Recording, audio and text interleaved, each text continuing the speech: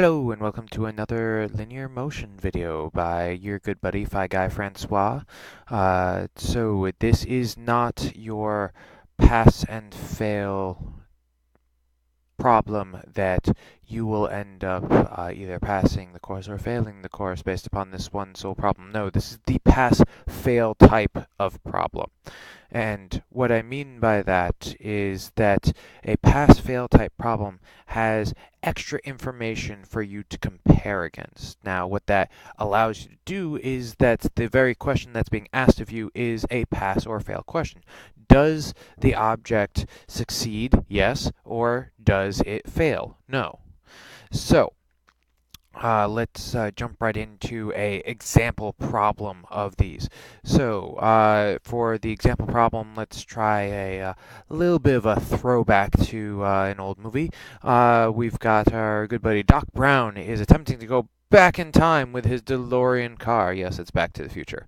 If you don't know what that is, go watch it. It's a great movie. Anyway, in order to go back in time, his car needs to reach 88 miles per hour and it has an acceleration of 20,000 miles per hour squared. That sounds like a lot, but it's actually not when you consider that hours are squared. It's pretty standard actually around for a car's acceleration. We just don't normally talk about the acceleration of a car in terms of miles per hour squared. Uh, he is attempting to reach this speed in a 0.2 mile parking lot. Will he be able to go back in time in this parking lot? So here's that extra criterion that we're talking about. But let's run through the values that we know for sure are happening.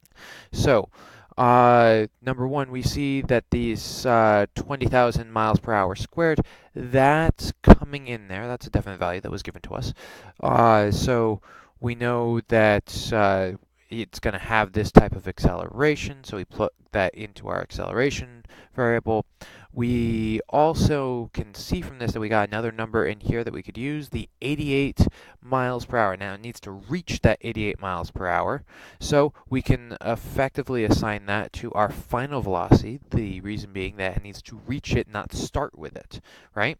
So we have that as another value.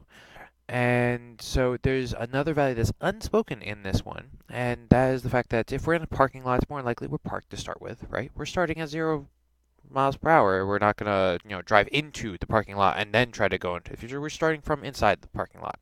So we can safely assume that the initial velocity is 0. And what is it that we're looking for? Well, what is it that we would be comparing against? We are in this 0.2 mile parking lot. So if we're in this 0.2 mile parking lot, we should be trying to measure something against this 0.2 miles. And so there's actually a secondary hidden question in here that you should be thinking along the right lines with. And that is, how far do we need to travel in order to reach 88 miles per hour? If we answer that, we can compare it to the zero point 0.2 miles that's mentioned here and then calculate it. So we're looking for our delta x, our displacement in this one, and the 0.2 miles that are mentioned, that is something that I refer to as a criteria. Okay, that is, we need to meet or beat that, and that determines whether we pass or whether we fail. So let's jump into solving this out.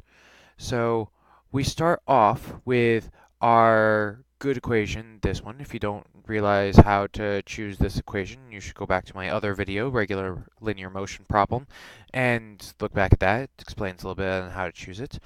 So we take that equation and we want to solve that out for delta x. So we subtract vi squared to the other side, and then we divide by 2a as we follow through reverse PEMDAS.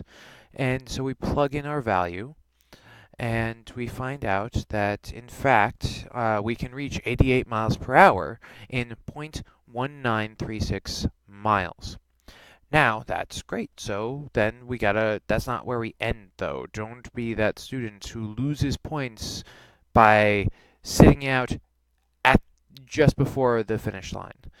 If you stop here, you won't get your full amount of points because you haven't answered the question. You haven't done it. So we have to compare this against the zero point 0.2 miles from before, and of course it is less than the zero point 0.2 miles, so yes, of course, he can travel back in time.